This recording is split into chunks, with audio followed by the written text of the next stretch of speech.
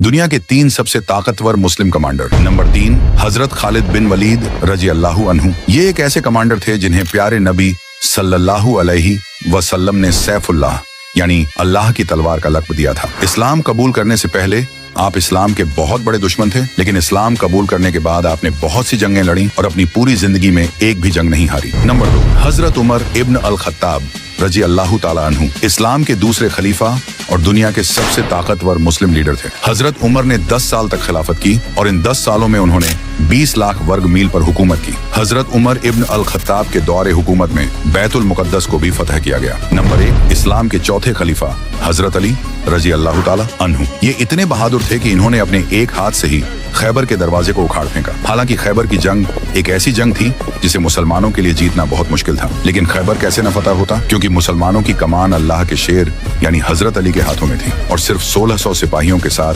हजरत अली ने खैबर के 14,000 सिपाहियों को धूल चटा दी।